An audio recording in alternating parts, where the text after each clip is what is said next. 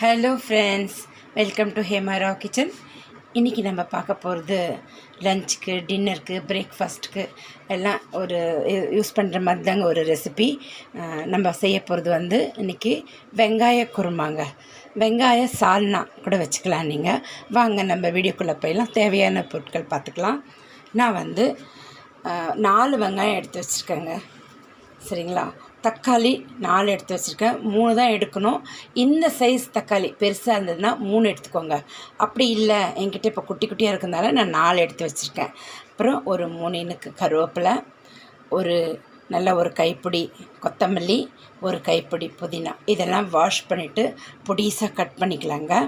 சரிங்களா? இந்த தக்காளியை மட்டும் நம்ம என்ன பண்ணலாம், இப்போ பாயில் பண்ண போட்டுடலாங்க. அடுப்பத்தை வச்சிடறேன். இதில் ஒரு அரை சொம்பு தண்ணி விட்டுறேன். நம்ம வேக வச்சு போட்டாக்கா அதில் இருக்கிற புளிப்புத்தன்மை வராதுங்க. இல்லைன்னா புளிப்பாக இருக்கும். இது நாட்டு தக்காளி இல்லைங்களா, அதனால்.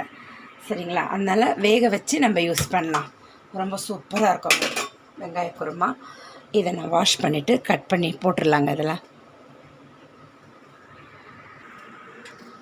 நம்ம தக்காளியை இப்படி பொடிசாக கட் பண்ணி இதில் போட்டுடலாம். இது நல்லா பாயில் ஆகட்டுங்க. நல்லா வெந்து வந்துடணும். ஏன்னா இதோடு தான் நம்ம அந்த குருமாவில் கலந்துப்போம். இப்போ இதை நான் பொடிசாக கட் பண்ணிவிட்டு இது பாயில் ஆகிற அளவுக்கு விட்டுடலாம். அதுக்காக நான் இதெல்லாம் வாஷ் பண்ணி பொடியாக எல்லாத்தையும் க்ளீன் பண்ணிவிட்டு இதையும் நம்ம பொடிசாக கட் பண்ணி எடுத்துகிட்டு வந்துடுறேங்க. பார்க்கலாம். அதுக்குள்ளே இது பாயில் வந்துடும். தக்காளியும் நல்லா கொதி வந்துடுதுங்க. ஸ்லோ பண்ணிடலாம். கொத்தமல்லி, புதினா, கருவேப்பிலை எல்லாம் வாஷ் பண்ணி வந்துட்டேன். வெங்காயமும் நான் இந்த மாதிரி சீவலில் போட்டு சீவிட்டுங்க. நல்லா மெலீஸாக வந்திருக்கு பாருங்கள். கட் பண்ணுறதுனாலும் நீங்கள் கட் பண்ணிக்கோங்க. இதே மாதிரி பிரியாணிக்கெலாம் கட் பண்ணுவோம் இல்லைங்களா, ஸ்லைஸாக. இல்லைன்னா இந்த மாதிரி பண்ணிங்கன்னா சீக்கிரமாக இது ஃப்ரை ஆகிடுங்க. கோல்டன் ஃப்ரை நல்லா குழஞ்சி வந்துடும், கிரேவிக்கு தகுந்த போல். அதனால தான் குயிக்காக ஆகிடும். சரிங்களா? சரிங்க, இப்போ நம்ம கடாய் வைக்கலாம், பார்த்துடலாம். இப்போ ஒரு 4 டேபிள் ஸ்பூன் அளவு எண்ணெய் விட்டுக்கோங்க. சால்னாக்கெலாம் கொஞ்சம் எண்ணெய் அதிகமாக தாங்க இருக்கணும். அதுக்காக ரொம்பவும் இது கரெக்டாக இருக்குங்க நான் விடுற எண்ணெய். இப்போ இது நல்லா சூடேறிட்டோங்க. இப்போ இதில் நம்ம இஞ்சி பூண்டு பேஸ்ட் போட்டுருவோங்க.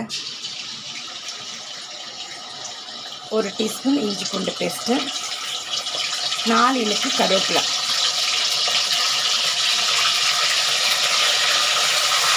இதை நல்லா ஃப்ரை பண்ணுங்க. இஞ்சி பூண்டு பேஸ்ட்டும் கருவேப்பிலை நல்லா ஃப்ரை ஆகணுங்க. கொஞ்சம் தூரமாக போயிடுங்க, ஏன்னா இது தெளிக்கும். இப்போ நம்ம வெங்காயம் சேர்த்துக்கலாங்க. வெங்காயம் சேர்த்து நல்லா வதங்கட்டோங்க. பார்க்கலாம். இருங்க, ஒரு மிக்ஸ் பண்ணிடலாத. இந்த மாதிரி தோசை கரண்டி வச்சுக்கோங்க. அப்போ தான் நம்ம இந்த மாதிரி ஃப்ரை பண்ணுறதுக்கு இந்த மாதிரி அடி பிடிக்காத அளவுக்கு இந்த மாதிரி நம்ம மிக்ஸ் பண்ணுறதுக்குலாம் நல்லா இருக்குங்க. என்ன இப்படி பண்ண வசதியாக இருக்கும். மற்ற கரண்டியில் நம்ம போட்டு சொரணும். இது அப்படி இல்லை, தோசை எடுக்கிற கரண்டி இல்லைங்களா, இந்த பக்கம்லாம் நல்லா ஷார்ப்பாக இருக்கும். அதனால் நல்லா இருக்குங்க. ஓகே, இப்போ இது நல்லா ஃப்ரை ஆகட்டும், பார்க்கலாம். வெங்காயம் நல்லா வதங்கிட்டுங்க, கலர் மாறிட்டு பாருங்கள். இப்போ இதில் ஒரு பிடி புதினா, ஒரு பிடி கொத்தமல்லி போட்டுக்கோங்க. இது அப்புறமா கொஞ்சம் கொதிச்சதும் தூவலாம். நல்லா வதங்கிடுவோம். இப்போ மசாலாலாம் சேர்த்துக்கலாங்க. ஒரு அரை டீஸ்பூன் மஞ்சள்பொடி, ஒரு டீஸ்பூன் மிளகாய்த்தூள், கறி மசாலா 1 டீஸ்பூன். உங்கள்கிட்ட கறி மசாலா இல்லைன்னா நீங்கள் சிக்கன் மசாலா கூட சேர்த்துக்கலாங்க. 1 டீஸ்பூன். 2 டீஸ்பூன் தனியா பொடி, மல்லிப்பொடிங்க. சரிங்களா? ஒரு அரை டீஸ்பூன் மிளகுத்தூள்.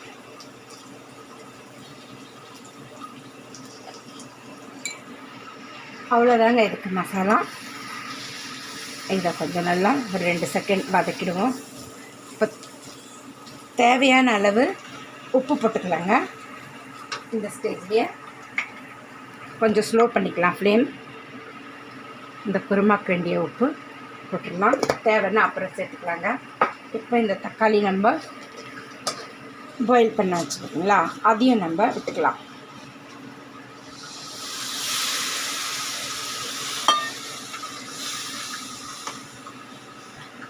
இப்போ ஃப்ளேம் ஹை பண்ணிடுங்க, இது நல்லா வதங்கட்டும். இப்போ இது ஒரு கொதி வரத்துக்குள்ளே நம்ம இதுக்கு ஒரு மசாலா அரைச்சிக்கலாங்க.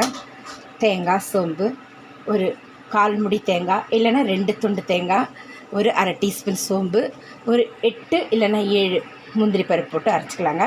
இப்போ பார்க்கலாம், அதை இது கொதிக்கிட்டோங்க. இது ஒரு மூடி போட்டு நம்ம வச்சிடலாம். இப்போது தேங்காயெலாம் ஏற்பாடு பண்ணிக்கலாங்க. பாருங்கள், எண்ணெய் பிரிஞ்சு வந்துடுது. எப்படி தலை நல்லா இருக்குது பாருங்கள், எல்லாம் ஒன்றா சேர்ந்துடுது. இந்த ஸ்டேஜில் நமக்கு வேண்டிய அளவு தண்ணி விட்டுக்கலாங்க. இப்போது தேங்காய் அரைச்சி ஊற்றும் போது தேங்காய் அரைச்சி ஊற்றிட்டு அதுக்கப்புறம் அந்த மிக்ஸி தண்ணியும் கழுவி ஊற்றுவாங்கனால அதுக்கேற்ற மாதிரி நம்ம திக்கு பார்த்துக்கலாங்க. இப்போ இது கொதி வரட்டும். தேங்காய் நான் உங்களுக்கு காட்டிங்க பாருங்கள், 1/4 முடி எடுத்துருக்கேங்க. 2 துண்டு எடுத்துக்கோங்க, இல்லைன்னா எப்படி இருந்தால் ஒரு 1/4 முடி எடுத்துக்கோங்க. ஒரு 8 முந்திரி, சரிங்களா? இதை நான் வெட்டி போட்டு இப்போ அரைச்சிட்டு வந்துடுறேன். இதுலேயே நம்ம ஒரு 1/2 டீஸ்பூன் சோம்பு போட்டுக்கலாம். பார்க்கலாங்க, இப்போ நான் காட்டுறேன். தேங்காய் வெட்டி போட்டாச்சுங்க, முந்திரியும் போட்டாச்சு நம்ம ஃபஸ்ட்டு. இப்போ நம்ம ஒரு 1/2 டீஸ்பூன் சோம்பு சேர்த்துக்கலாம். இதை நல்லா வெண்ணெய் மாதிரி அரைச்சிட்டு வந்துடுறேங்க, பார்க்கலாம். பாருங்க, நல்லா கொதிச்சுட்டு கம்மன் வீடே மணக்குதுங்க, சூப்பராக. இப்போ நம்ம அரைச்சிட்டு வந்த தேங்காய், சோம்பு, முந்திரியை ஊற்றிடலாங்க. ஊற்றிட்டேன், தேங்காய் அரைச்சி ஊற்றியாச்சு. இப்போ நம்ம இதில் மிக்ஸியை வாஷ் பண்ணி இந்த தண்ணியை ஊற்றிக்கலாங்க. நான் பரோட்டா கூட தேங்காய் வச்சு சாப்பிட போகிறேன், அதனால் கொஞ்சம் திக்காக தான் வைப்பேன்.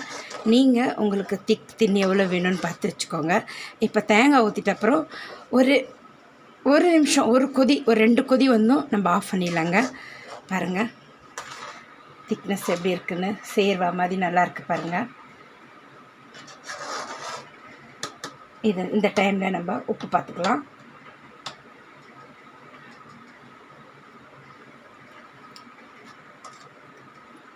இப்போ இது ஒரு கொதி வரட்டங்க, நம்ம கொத்தமல்லி தழை போட்டு இறக்கிடலாம். கொதிச்சிருச்சுங்க. இப்போ நம்ம இதில் கொத்தமல்லி தழை போட்டுடலாம்.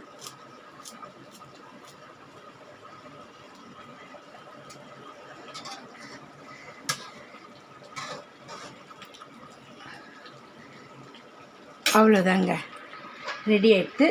இப்போ நான் உங்களுக்கு ஆஃப் பண்ணிடுறேன், பிளேட்டிங் பண்ணி காட்டிடுறேங்க. பாருங்கள், நம்ம செஞ்ச வெங்காய சால்னா ரெடி ஆகிடுதுங்க, சூப்பராக இருக்கும். இதில் நான் ஜாஸ்தி எந்த கரம் மசாலாவும் சேர்க்கலைங்க. லவங்கம், பட்டை, ஏலக்காய், மராட்டி மொக்கு எதுவுமே சேர்க்கலைங்க. நான் பிரிஞ்சி இலை கூட நம்ம சேர்க்கல. ஆனால் இந்த சூப்பராக இருக்குங்க, ரொம்ப சிம்பிள், ரொம்ப டேஸ்டியான ஒரு சால்னாங்க. இது செஞ்சு பாருங்கள், செஞ்சு பார்த்துட்டு நல்லா இல்லைன்னா நான் கேரண்டிங்க, உங்களுக்கு திரும்ப செய்வீங்க வீட்டில். இது சரிங்களா? ரொம்பவே சிம்பிளாகவும் இருக்கும், குயிக்காகவும் ரெடி ஆகிடுங்க. இது ஈஸி அண்ட் குயிக்காக ரெடி ஆகிடக்கூடிய ஒரு சால்னா தாங்க. நீங்கள் யோசித்ததும் நீங்கள் செஞ்சிடலாம், வீட்டில் இருக்கக்கூடிய பொருளை வச்சு. ஜாஸ்தி ஒன்றும் வேலை கிடையாது இதில், சரிங்களா? ஆனால் இது அதே மாதிரி இது வெரைட்டி ரைஸ்க்கு எல்லாத்துக்கும் டேஸ்ட்டாக இருக்குங்க. குஸ்கா, பிரியாணி, புலாவ் வகைங்க, பரோட்டா, சப்பாத்தி, தோசை, இட்லி எல்லாத்துக்கும் சரியாக இருக்குங்க. நான் எங்கள் வீட்டில் இன்றைக்கி பரோட்டா தான் நைட்டுக்கு டின்னருக்கு செய்ய போகிறோம், அதனால் நான் இதை செஞ்சுருக்கேங்க. நாங்கள் பரோட்டா கூட வச்சு சாப்பிடுவோம், அதனால் நான் கொஞ்சம் திக்காகவும் வச்சுருக்கேன். உங்களுக்கு வேணும்னா நீங்கள் எந்த அளவுக்கு தின்னு வேணுமோ அந்த அளவுக்கு நீங்கள் லிக்விடாக வச்சுக்கோங்க, சரிங்களா? அதே மாதிரி ஸ்கிப் பண்ணாமல் பாருங்கள், செஞ்சு பார்த்துட்டு எப்படி இருக்குன்னு கண்டிப்பாக சொல்லுங்கள். கமெண்ட் பண்ணுங்கள், ஷேர் பண்ணுங்கள், சப்ஸ்கிரைப் பண்ணுங்கள், மறக்காமல் பெல் பட்டன் அழுத்துங்க. அப்போ தாங்க நான் போடுற வீடியோ உங்களுக்கு உடனே கொண்டு வந்து சேரும். மீண்டும் நம்ம அடுத்த வீடியோவில் சந்திக்கலாம். தேங்க்யூ ஃபார் வாட்சிங்.